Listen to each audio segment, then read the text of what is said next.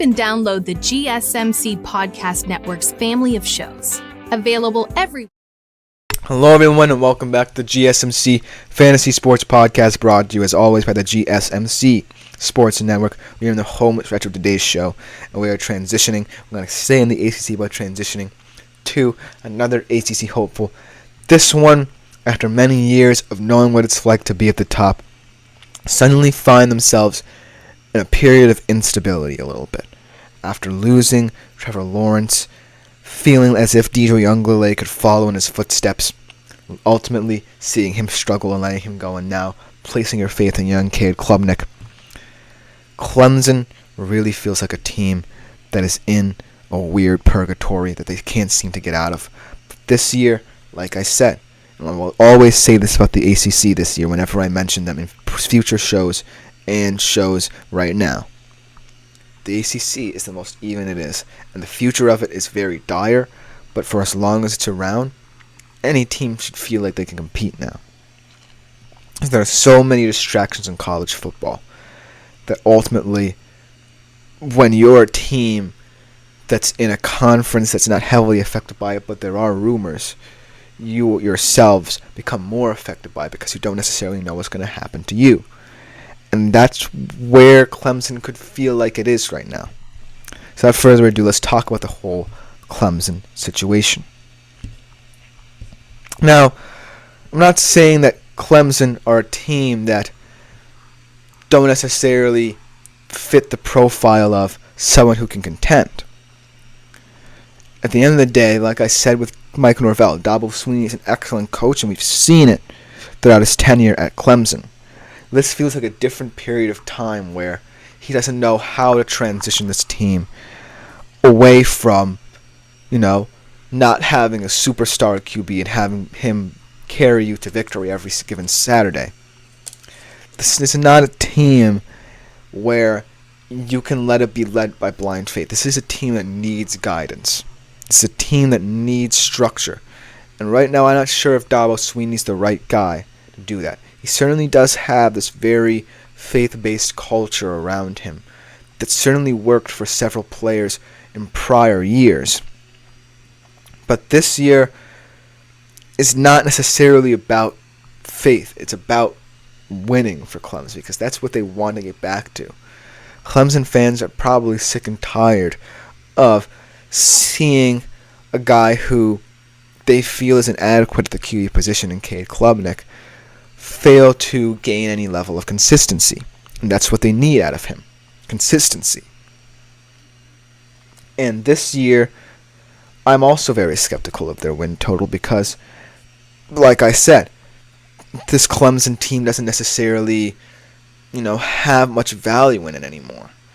And look at the over-unders in terms of wins. They're at 10 wins. And this is a program that certainly should be getting to that total, but has consistently underperformed when they don't have the luster of a superstar like a Trevor Lawrence or a Deshaun Watson. And so, this is kind of the reverse aspect of coaching here. Whereas Florida State can allow coaching to take the forefront and allow Mike Norvell to really build around the culture of this team, this is the reverse aspect of it. I think this is where negatively coaching can impact a team.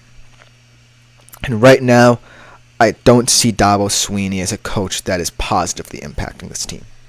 That being said, I do value some players in this roster. I like some defensive pieces. I liked Barrett Carter. Dabo Swinney certainly seems to like him. I like Phil Maffa, powerful workhorse type running back who can break some big gains on the field. And at the end of the day, I still have faith in Cade Klubnik. The kid is too young to not grow into a role where, even if he's not a superstar, he can still provide for this offense. But this year doesn't feel like the year that Clemson really makes that transition. Because, I think that Dabo Swinney's philosophies have something to do with this team. I just feel that right now there's a disconnect between player and coach that is unseen until you really strip everything down and learn more about the philosophies of Dabo Swinney. And then I look at the wide receiver room, and I look at the failures to really acquire someone exciting there. They lose Bo Collins. I believe you have Antonio and E.J. Williams as your top targets now. And there's not much excitement there. There's not much to actually help bolster Kate Klubnik's case to be the Clemson QB right now. And that's also a failure on Dabo Swinney's part. And then I look at the schedule. They're at home to Georgia, which, if you really think about it, teams have really been able to kind of figure out Georgia on the road. Georgia has gotten off some slow starts on the road. And this year, I feel like Georgia can't underestimate that aspect. But this is the first week of the season. This is perhaps a true battleground for both of these teams, for Clemson to feel like they should remain relevant, and for Georgia to really set the tone as being one of, if not the best team in the country. And then you have to strip it down to hard attacks here. Because that's the difference between both of these teams. One is that Georgia seems to have an offensive philosophy set. And if you look at them, they haven't really cared about the QB position. They haven't really cared about star talent. And when I look at Clemson, they really have predicated themselves on that. They really have had that carry the momentum. And right now, Kirby Smart has set the philosophy and set the tone for them, and Dabo Swinney hasn't. And then you're away at Florida State. Those are the big two games in your schedule. You're at home to Georgia, but that shouldn't really mean much, even if it's a week 1 game and you might be getting Georgia at a weird time where they're just going through the motions. Away at Florida State, though, could be the huge barometer for the future of the ACC. Because these two programs, have really set the tone for what the ACC has really come to resemble. If you look at how Florida State approached the offseason compared to Clemson, they were more active. And even though in terms of conference realignment, Florida State and Clemson are a little behind the 8 ball here, Florida State is acknowledging the fact that they can improve certain areas of their roster to make themselves appealing to other conferences. If you're Clemson and you really want to move away from the ACC, if you really want to put the future of the ACC in jeopardy and put pressure on teams to respect you, you got to be active. And Dabo Swinney's insistence that he can build through recruiting and build through this culture and identity is utter BS to me. Because this is not the future of college football. The future of college football lies in the scheming to get where you need to be.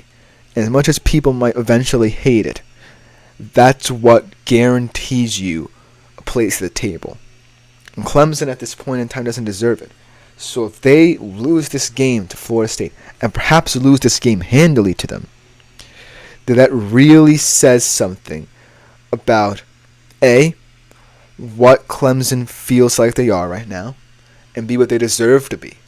Because if you lose to Florida State, when they themselves seem like they're kind of in flux right now, but they still are doing something about it, and that proves that maybe you need to tear this thing down.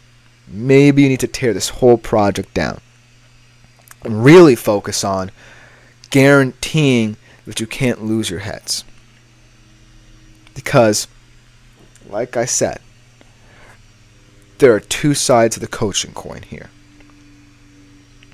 One can be a coach like Mike Norvell that has weathered the storm, done admirably at Florida State to build off of what he had last season and really help bolster this team after heartbreak, and trusting that making shrewd additions to the transfer portal can actually help his squad. And then you look at Dabo Swinney in comparison. How can you have faith in Clemson to still be, at the very worst, a 10-win team. Yes, their schedule is manageable. I will say that. They don't necessarily have to play tricky teams. But if you want to gain respect, you want to win those 2 games. You want to at least win 10 games this year. But I can't see it at this certain juncture in time.